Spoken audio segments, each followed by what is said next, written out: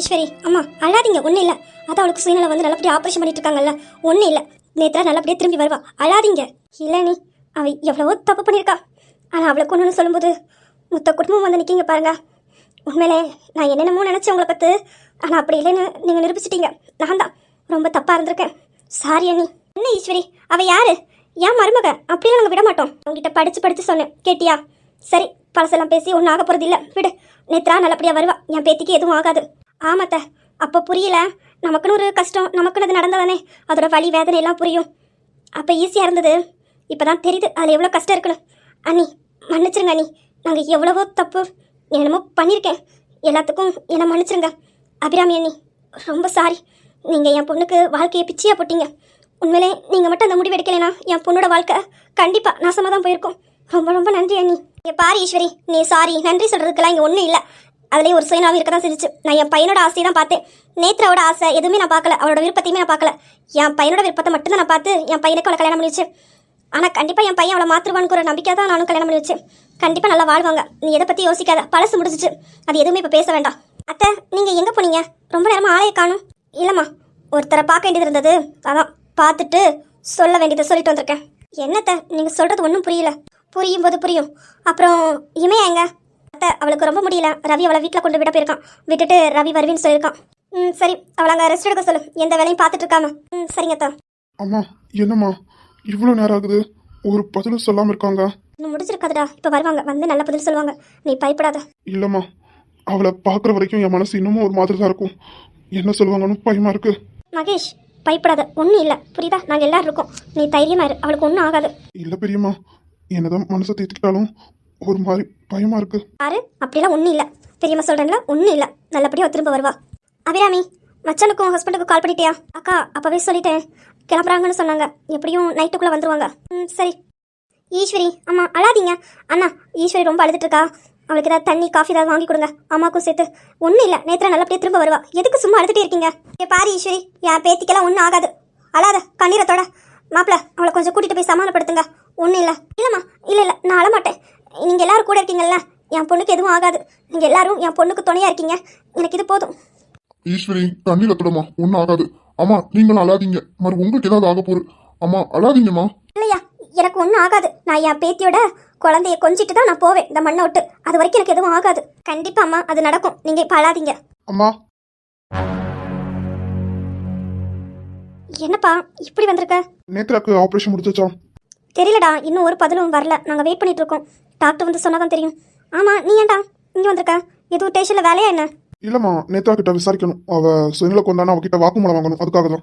ரவி, இந்த நிலைமையிலையா? வேண்டாம், கொஞ்சம் அவ சரியானதுக்கு அப்புறம் எதுவாக இருந்தாலும் பாத்துக்கலாம், இப்ப வேண்டாம். அண்ணா, நானே உங்களை ஃபோன் அடிச்சு கூப்பிட்டு தான் இருந்தேன், நீங்களே வந்துட்டீங்க, நல்லதுதான். நேத்ராவும் உங்ககிட்ட என்னமோ சொல்லணும்னு சொன்னான். அப்படியா? உங்ககிட்ட ஏதாவது சொன்னாலா? இல்லைண்ணே, என்கிட்ட உங்களை தான் கூப்பிட சொல்லிட்டே இருந்தா. ரவியை கூப்பிடுங்க, நான் அவங்ககிட்ட ஒன்று பேசணும் அப்படின்னு. என்கிட்ட எதுவும் சொல்லலானே. அப்புறம் டாக்டர் வந்தாங்க, உடனே ஆப்ரேஷன் தேட்டர் கொண்டு போயிட்டாங்க. சரி. அதான் டிரைவரை நீங்க அரெஸ்ட் பண்ணி சொன்னீங்களா, அது என்னாச்சு? வாயவே திறக்க மாட்டேங்கிறா மகேஷ். நாங்களும் எவ்வளவோ அடிச்சு பார்த்துட்டோம், ஒரு துளி அளவு கூட வாயிலேருந்து எதுவுமே வர மாட்டேங்குது. நல்ல ட்ரைனிங் கொடுத்துருக்காங்க. இன்னும் நேத்ராம எடுத்துக்கிட்ட வாங்குற வாக்குமூலத்துல தான் யாருன்னு கண்டுபிடிக்க முடியும். சரிதான்ப்பா, ஆனா அவ இருக்க நிலைமைக்கு இப்போ விசாரணை தேவையா? அம்மா தப்பா நினைக்காதீங்க, இது ரொம்ப சீரியஸா இந்த கேஸ் இருக்கு. ஏன்னா ஆக்ஷன் பண்ண வந்தது ரவி சாரை, ஆனா ரவி சாரை காப்பாத்திட்டு தான் நேத்ரா மேடம் இடையில வந்திருக்காங்க. அதனால இந்த கேஸ் ரொம்ப தீவிரமா இருக்கு. சாரிம்மா, கண்டிப்பா விசாரிச்சு தான் ஆகணும். எப்பா ரவி, எனக்கு ஒரு சந்தேகம். ஒன்னும் கொல்ல வரது நேத்ராக்கு எப்படி தெரியும்? தெரியல மாமா, எங்களுக்கே தெரியல. அதனாலதான் சந்தேகம் அதிகமா இருக்கு. ஒருவேளை என்ன கொல்ல சொல்லுங்களேன், நேத்ராவுக்கு தெரிஞ்சிருக்கலாம். நேத்ராவுக்கு தெரிஞ்சனாலதான் தடுக்க வந்திருக்கான். ஏன்னா கரெக்டா 2 செகண்ட் லேட்டா இருந்தாலும் நான் தான் இப்போ நேத்ராவோட இடத்துல இருக்க வேண்டியது. ஆனா நேத்ரா வந்து காப்பாத்திருக்கா. எனக்கு தெரிஞ்சு நேத்ராக்கு அந்த ஆளை நல்லாவே தெரியும். ஆமாப்பா, நேத்ராக்கு அவளை நல்லாவே தெரியும். எனக்கு அவ மேலதான் சந்தேகம். பாட்டி, நீங்க என்ன சொல்றீங்க? அப்போ உங்களுக்கும் தெரியுமா? இங்க பாருங்க, இது ஐசி வார்டு, இப்படி சவுண்ட் போடாதீங்க, பேஷண்ட்டுக்கு டிஸ்டர்பன்ஸா இருக்கும். அம்மா, என் பேத்தி இப்போ எப்படிமா இருக்கா? அவங்களுக்கு நல்லபடியாக ஆப்ரேஷன் முடிஞ்சிட்டு இனி எந்த பிரச்சனையும் இல்லை. அப்புறம் மகேஷ், உங்ககிட்ட கொஞ்சம் தனியாக பேசணும். அப்புறமா என்ன வந்து பாருங்க. அப்புறம் இன்னொரு 1/2 மணி நேரத்தில் அவங்கள ரூமுக்கு ஷிஃப்ட் பண்ணிடுவோம். அதுக்கப்புறம் போய் பாருங்க. ரொம்ப சவுண்டு போடாதீங்க, அவங்கள ரொம்ப டிஸ்டர்ப் பண்ணாதீங்க. அப்புறம் சார், நீங்கள் சொன்னீங்கன்னு தான் நாங்கள் உடனே ட்ரீட்மெண்ட் ஆரம்பித்தோம். இது போலீஸ் கேஸு, நீங்கள் என்னென்னு பார்த்து கொஞ்சம் முடிச்சுடுங்க சார். ஏன்னா இதனால் நாளைக்கு எங்கள் ஹாஸ்பிட்டலுக்கு தான் கெட்ட பேர், அதனால தான். அதுக்காக தான் மேம் நாங்களும் வந்திருக்கோம். உங்க ஹாஸ்பிட்டலுக்கு எந்த கெட்ட பேரும் வராது, நாங்க வர விட மாட்டோம். அப்புறம் மேம் இன்னொரு விஷயம், நேத்ரா கிட்ட நாங்க இப்போ விசாரணை வச்சுக்கலாமா இல்ல வேண்டாமா? சார் நீங்கள் விசாரணை வச்சுக்கலாம், ஆனால் அவங்கள ரொம்ப ஸ்ட்ரெயின் பண்ணிக்காம கொஞ்சம் அவங்கள ரொம்ப டென்ஷன் ஆக விடாமல் கொஞ்சம் விசாரணை வச்சுக்கோங்க. Okay ma'am. ஓகே, இப்போ அவங்கள ரூமுக்கு ஷிஃப்ட் பண்ணிடுவாங்க, அவங்கள போய் பாருங்கள். அப்புறம் மகேஷ் மறந்துடாதீங்க, ரொம்ப முக்கியமான விஷயம், அதை உங்ககிட்ட தான் பேசி ஆகணும், வந்து பாருங்கள். என்ன மேம், ஏதாவது பிரச்சனையா? ஒன்றும் பிரச்சனை இல்லை, நீங்க இங்க வச்சே சொல்லலாம். இல்லை, அதை உங்ககிட்ட தனிப்பட்ட முறையில் தான் சொல்ல முடியும், எல்லாரும் முன்னையும் எப்படி சொல்கிறது? நீங்கள் தனியாக வந்து பாருங்கள், நான் உங்ககிட்ட சொல்கிறேன், அதுக்கப்புறம் நீங்கள் உங்கள் ஃபேமிலிகிட்ட சொல்லணுமா வேண்டாம்னு அது உங்கள் முடிவு. மகேஷ், அதான் அவங்க சொல்கிறாங்கல்லப்பா, போய் பார்த்துட்டு வா, போ, ஒன்றும் இருக்காது, போ. இங்க பாரு மகேஷ், அதெல்லாம் ஒன்றும் இல்லை, போ போய் பார்த்து என்ன ஏதுன்னு பேசிட்டு பா, போ. சரிங்கண்ணா. ஓகே மேம், நான் இப்போ உங்களை வந்து பார்க்குறேன். ஓகே. சரிங்கம்மா, நான் என்னன்னு போய் பார்த்துட்டு வரேன். நீங்க போய் நேத்ராவை பாருங்க. பயப்படாமல் போ, ஒன்றும் இல்லை, சரியா, போ. ம்.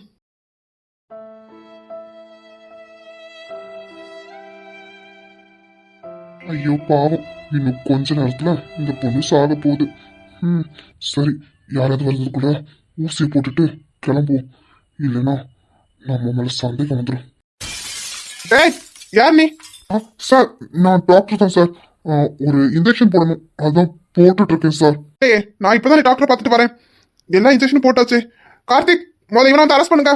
டேய், யார்டா நீ? உன்னை யார் அனுப்புறா? அச்சோ, மாட்டிட்டோமே, ஓடிடுவோம். டேய் நில்லுடா, எங்கடா ஓடுற?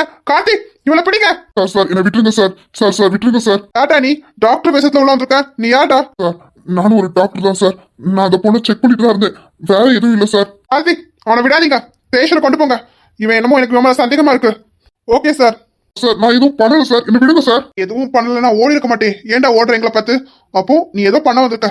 எதுவும் பண்ணல, ஸ்டேஷனுக்கு வா, பாத்துக்கலாம். சார், நான் எதுவும் பண்ணல சார். சார், அவங்க வேலை கொடுத்தாங்க சார், அதுதான் நான் முடிக்க வந்தேன். இதை நான் முடிக்கலைன்னா என் குடும்பத்தை கொண்டுடுவாங்க சார். சார் என்னை விட்டுருங்க சார். ஓ, அதுக்காக நீ இந்த பொண்ணை கொல்ல வந்திருக்க? விட மாட்டேன்டா, வாடா. உன்னை யார்டா இது பண்ண சொன்னது? நேத்ராவை கொல்ல ஆள் அனுப்பியிருக்காங்கன்னா நேத்ராக்கு அந்த ஆளை நல்லாவே தெரிஞ்சிருக்கு. அவ எல்லா உண்மை சொல்லக்கூடாதுன்னு தான் அவ கதையை முடிக்க ஆள் அனுப்பியிருக்காங்க. இல்ல, இதை சும்மா விடக்கூடாது. கார்த்திக், அவனை ராமமூர்த்திட்ட ஒப்படைச்சிட்டு நீங்க உள்ள வாங்க. Okay sir. கார்த்திக், அவனை ராமமூர்த்தி கிட்ட ஒப்படைச்சிட்டீங்களா? ஆமா சார், ராமமூர்த்தி சார் அவனை ஸ்டேஷனுக்கு கொண்டு போயிட்டு இருக்காங்க. நம்ம நேத்ரா மேடத்திட்ட வாக்குமூலம் வாங்கிட்டோம்னா யார் இதுக்கு காரணமோ அவங்களையும் அரெஸ்ட் பண்ண ஈஸியா இருக்கும். ஓகே கார்த்திக். நேத்ரா. ரவி, ரவி. நேத்ரா, ரொம்ப ஸ்ட்ரெயின் பண்ணிக்காத. நீ ஆரி ஓகே தானே? உங்ககிட்ட விசாரிக்கலாமா இல்ல? இல்லை ரவி, விசாரி, என்ன கேள்வி வேணாலும் கேளு, நான் பதில் சொல்கிறேன். நேத்ரா, இப்போ கூட உன்னை கொலை பண்ண ஒருத்தன் வந்தான். அப்படின்னா உனக்கு யார் இந்த ஆக்சிடென்ட் பண்ண வச்சாங்களோ அவங்கள உனக்கு நல்லாவே தெரிஞ்சிருக்கு. அதனால தான் நீ என்கிட்ட எதுவும் சொல்லக்கூடாதுன்னு உன்னை போட்டுத்தெல்லாம் ஆள் அனுப்பியிருக்காங்க. உனக்கு அந்த ஆள் யாருன்னு தெரியுமா? தெரியும் ரவி, எனக்கு மட்டும் இல்லை, இமையாக்கு, சாச்சனாக்கு, அஞ்சலிக்கு, ஏன் உனக்கு கூட அந்த ஆளை நல்லாவே தெரியும். நம்ம வீட்டுக்கும் வந்திருக்காங்க. என்ன, நம்ம வீட்டுக்கு வந்திருக்காங்களா? யார சொல்ற? ரவி, அது யாருண்ணா? அது ரவி, என்னை மன்னிச்சிரு. பாட்டி அப்பவே சொன்னாங்க, நான் தான் கேட்காம இமையா மேலே இருந்த கோபத்தில் அவளை வீட்டை விட்டு அனுப்பணும் அப்படிங்கிற ஒரு எண்ணத்தில் நானும் அவங்க கூட கூட்டு சேர்ந்துருந்தேன். ஆனால் நான் சத்தியமாக இந்த மாதிரியெல்லாம் நான் யோசிக்கலை. இதுக்கும் எனக்கும் எந்த சம்மந்தமும் இல்லை. ஆனால் நான் இமையால மட்டும்தான் வீட்டை விட்டு அனுப்பணும்னு நினச்சேன். என்ன நேத்ரா, அப்படின்னா? இல்லை ரவி, அது ஒரு கோபம். நம்ம வீட்டில் வேலை பார்த்தவ எப்படி அந்த வீட்டில் மூத்த மருமகளாக இருக்கலாம், நான் 2வது மருமகளா, நான் அவளுக்கு கீழே அப்படிங்கிற ஒரு கோபம். அதனால் நான் அவளை வீட்டை விட்டு அனுப்பணும்னு தான் நினச்சேன்னு தவிர நான் வேற எதுவும் நினைக்கல ரவி. சத்தியமாக நான் வேற எதுவும் நினைக்கல. சரி நேத்ரா, உனக்கு இமையாவை பிடிக்காது. நாங்கள் டான்ஸ் ரவி வேற ஊருக்கு தானே போயிருந்தோம். அப்பவும் உனக்கு என்ன பிரச்சனை? அதான் ரவி, நான் பண்ண ரொம்ப தப்பு. பாட்டி சொன்னாங்க, அவள் தான் இங்கே இல்லையே, நீ பேசாமல் இரு, தேவையில்லாமல் அவங்க கூட கூட்டு சேராதுன்னு. அவங்க சொன்னதை நான் நம்பிட்டேன். எனக்கு அவங்க என்ன ஒவ்வொன்றா சொல்லி என் மனசையும் கலைச்சிட்டாங்க. அவங்க சொன்னால் எனக்கு புத்தி இல்லாமல் போயிட்டு என் மேலே தான் தப்பு. நானும் நீங்கள் டான்ஸர் ஆகிட்டீங்க அப்படின்னு அமைதியாக இல்லாமல் அவங்க கூட சேர்ந்து மறுபடியும் ஒன்று இங்கே வர வச்சோம். அப்போ எனக்கு டான்ஸர் ஆனதுக்கும் அவங்க தான் காரணம், அப்படிதானே? ஆமாம் ரவி. சரி நேத்ரா, என்ன ட்ரான்ஸ்ஃபர் பண்ணீங்க? கார்த்திக் எதுக்கு சம்மந்தம் இல்லாமல் ட்ரான்ஸ்ஃபர் பண்ணீங்க? அது சந்தேகம் வரக்கூடாதுன்னு தான். ஏன்னா ஒன்று மட்டும் ட்ரான்ஸ்ஃபர் பண்ணால் எங்கள் சந்தேகம் வந்து அவங்க மேலே எதுவும் திரும்பிடுமோன்னு தான் கார்த்திக் சாரையும் ட்ரான்ஸ்ஃபர் பண்ணாங்க. சரி நேத்ரா, ட்ரான்ஸ்ஃபர் பண்ணிட்டீங்களா? அதுக்கப்புறம் மறுபடியும் எதுக்காக எங்களை இங்கே வர வச்சீங்க? அது இமையா உங்களோட வாழ்றது அவங்களுக்கு பிடிக்கல. இமையா எப்போவுமே வேலைக்காரியாக இருக்கணும், அவளுக்கு கீழே இருக்கணும் அவள் ஆசைப்பட்டா. அவள் அங்கே இருந்தா உன்னையும் இமையாலையும் பிரிக்க முடியாதுன்னு தான் மறுபடியும் உன்னை அவங்க அப்பாவோட பதவியை பயன்படுத்தி இங்கே உன்னை வர வச்சாங்க. உன்னை மட்டும் வர வச்சா சந்தேகப்படுவாங்கன்னு தான் கார்த்திக் சாரையும் சேர்த்து வர வச்சாங்க. நான் என் பொண்டாட்டி கூட வாழ்றது யாருக்கு பிடிக்கல? எதுக்காக என்னையும் என் பொண்டாட்டியும் பிரிக்க நினைக்கிறாங்க? அது ரவி, அது அவங்களுக்கு இமையா கீழே இருந்தவ திடீர்னு உன்னை கல்யாணம் பண்ணி, அதுவும் உன்னை கல்யாணம் பண்ணி அவள் நல்ல வசதியா நல்லா வாழ்கிறாள். எத்தனையோ வாட்டி அவளையும் உன்னையும் பிரிக்க என்னென்னமோ பண்ணாங்க. நீ இமையாவுக்கு ப்ரப்போஸ் பண்ணக்க முடியும், உனக்கும் இமையாவுக்கு ஒரு சின்ன பிரச்சனை வந்துச்சுல, அப்போ கூட அவங்க இமையா மனசை கலைச்சாங்க. இமையாவுக்கு நல்லா தெரிஞ்சவங்க தான், இமையாக்கா அவங்கள நல்லாவே தெரியும். அப்போ தான் நீ இமையாவுக்கு ப்ரப்போஸ் பண்ண, அதை இமையா அவங்கக்கிட்ட போய் சொல்லியிருக்கா. அப்போ அவங்களுக்கு கோபம் பொறாமை எல்லாமே அவங்களுக்கு வந்தது. அப்புறம் இமையா அவங்கள நல்லா வான் பண்ணி விட்ருக்கா. ஏன்னா இமையோட லைஃப்பில் ரொம்ப மூக்குழைச்சா. இமையாவை உன்னையும் இமையாவும் பிரிக்கிறதுக்கு தேவையில்லாமல் என்னென்னமோ சொல்லிட்டு இருந்தாங்க. அதனால இமையா என்னோட லைஃப்பை எனக்கு பார்த்துக்க தெரியும், உன் வேலையை மட்டும் பாருன்னு இமையா அப்போவே அவங்கள வான் பண்ணிக்கிட்டா. அப்போ எங்களுக்குள்ள அந்த சின்ன பிரச்சனை வந்ததுக்கு காரணமும் நீயும் அவங்களும் தான், அப்படிதானே நேத்ரா? ஆமாம் ரவி, நானும் பாட்டியும் அது உனக்கு நல்லாவே தெரியும். போய் பேசணும்னு நாங்கள் ஏதோ போய் பேசணும். ஆனால் அவள் தான் இமையால ரொம்ப குழப்பி விட்டது. அப்புறம் எனக்கும் மகேஷுக்கும் கல்யாணம் ஆனதுக்கப்புறம் சத்தியமாக எனக்கு இமையை அந்த வீட்டில் இருக்கக்கூடாதுன்னு தோணுச்சு தவிர மற்றபடி நான் எதுவும் நினைக்கல. அப்புறம் நீ ட்ரான்ஸ்ஃபர் ஆகி இங்கே மறுபடியும் வந்ததுக்கப்புறம் இமையை கன்சீவாக இருக்கான்னு சொன்னான். நான் இதோட இந்த பிரச்சனையை விட்டலாம் அவகிட்ட சொல்லி வேண்டாம் இதோட விட்டுறன்னு சொல்கிறதுக்கு தான் நான் ஃபோன் அடித்தேன். அப்போ அவள் என்ன அவங்க வந்துட்டாங்களா எப்படி வர வச்சு அப்படின்னு பேசிகிட்டு இருந்தா. அப்போ தான் நான் சொன்னேன், இன்னும் ஒன்றும் ஆக போகிறதில்ல, எல்லாத்தையும் விட்டுட்டு உன் வேலையை பாருன்னு சொன்னேன். ஆனால் அவள் கேட்காம என்னாச்சு என்ன பிரச்சனைன்னு கேட்டான். அப்போ தான் நான் இமையை கன்சீவாக இருக்கதான் அவங்கக்கிட்ட சொன்னேன். அவளுக்கு கோவம் தலைக்கேறிச்சு. அப்போது என்கிட்டயே நான் ரவியை சும்மா விட மாட்டேன்னு என்கிட்ட சவால் விட்டா. நான் அவகிட்ட மாறி சவால் விட்டேன், ரவிக்கு ஏதாவது ஆனா நேத்ரா யாருன்னு பாப்பா அப்படின்னு அவகிட்ட நானும் வாக்குவாதம் பண்ணேன். ஆனால் அவள் உன்னை கொல்றதுக்கு அந்த டிரைவரை செட் பண்ணா. எனக்கு என்ன பண்ணணும்னு தெரில. நானும் அங்கேயே வந்தேன், அவகிட்ட எவ்வளவோ கெஞ்சினேன், வேண்டாம் விட்டுரு இதெல்லாம் வேண்டாம் வேண்டான்னு. ஆனால் அவள் கேட்கவே இல்லை. இதுக்கு காரணம் ரவி தானே, எனக்கு அவன் வேணும், எனக்கு கிடைக்காதவன் வேற எவ்வளோக்கும் கிடைக்கக்கூடாது அப்படின்னு சொல்லி உனக்கு கொலை பண்ணுறதுக்கு அதை செட் பண்ணான்.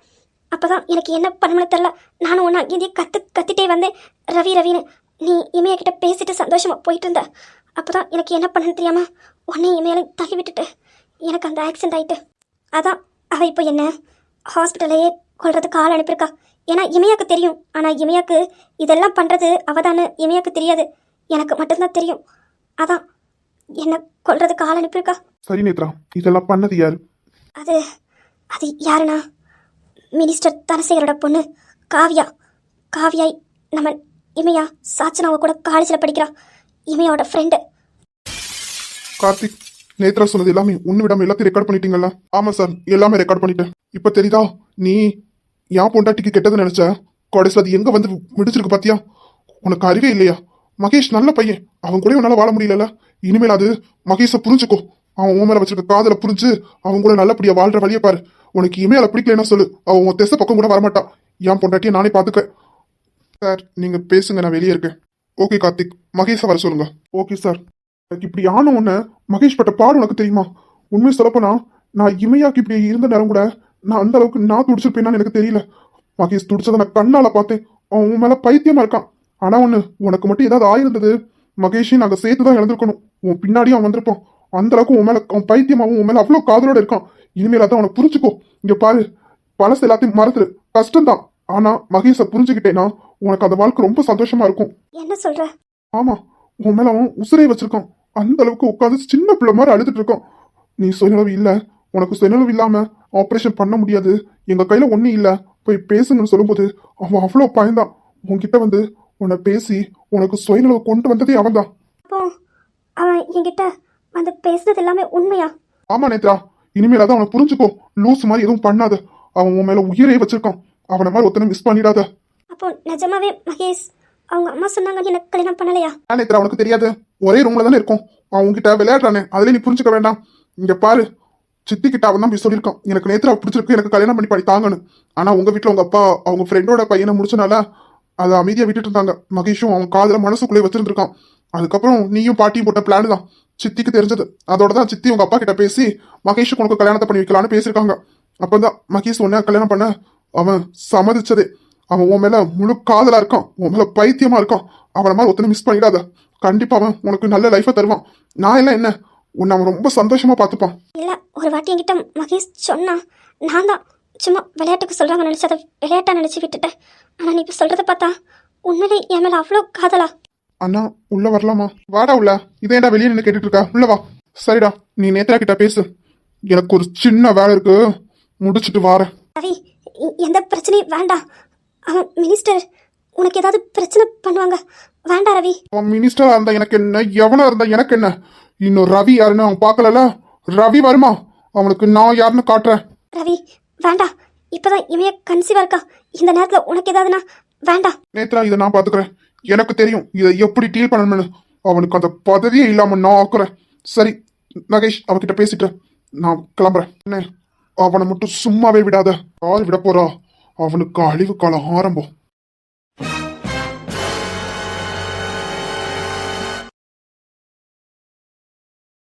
நேத்ரா இப்ப எப்படி இருக்கு? ம், பரவாயில்ல. ரொம்ப ஸ்ட்ரெயின் பண்ணிக்காத. எதுவா இருந்தாலும் என்கிட்ட கேளு, நான் பாத்துக்கிறேன். இல்லை பரவாயில்ல. நான் அப்பா வீட்டில் கொஞ்ச நாள் போய் இருக்கேன். இது சரியானதுக்கப்புறம் வரேன். யாருக்கும் நான் பாரமாக இருக்க மாட்டேன். எதுக்கு எதுக்கு நீ அங்க போகணும்? நான் பார்க்க மாட்டேனா? எனக்கு யாரும் எந்த பாரமும் இல்லை. எனக்கு அது சுகதான். எனக்கு அது சுகமாக தான் இருக்கும். ஏன் பொண்டாட்டிய ஏன் நேத்ராவை நான் பார்த்துப்பேன். நீ எங்கேயும் போக வேண்டாம். இல்லை வேண்டாம், அப்பா அம்மா இருக்காங்கல்ல, பார்த்துப்பாங்க. யாருக்கும் எந்த பாரமும் வேண்டாம். நேத்ரா எனக்கு பாரம் இல்லடி, எனக்கு சுகம்தான். எனக்கு நீ என் கூடயே இருக்கணும். நான் பார்த்துப்பேன். அப்படிலாம் நான் விட மாட்டேன். நான் தான் பார்த்துப்பேன் உன்னை. உனக்கு என்னென்ன தேவையோ எல்லாத்தையும் நானே பார்த்துப்பேன். அது வேண்டாம். இங்க பாரு, நீ வாயை மூடு. அதெல்லாம் எனக்கு பார்த்துக்க தெரியும். உனக்கு என்ன தேவைனாலும் நானே பார்த்துக்கிறேன். நீ என்கிட்ட கேளு, நான் பண்றேன். அப்படிலாம் உன்னை நான் விட மாட்டேன். நீ என் கூட தான் இருக்கணும். நேத்ரா எதுக்கு அழுகுற? என்னாச்சு? இல்லை இல்லை, ஒன்றும் இல்லை, சும்மாதான், ஒன்றும் இல்லை. மீனம்மா, மழை உன்னை நினைத்தால் இங்கு எனக்கல்லவா குளிர் காய்ச்சல் வரும். அம்மம்மா, வெயில் உன்னை அடித்தால் இங்கு எனக்கல்லவா உடல் வேர்த்து விடும்.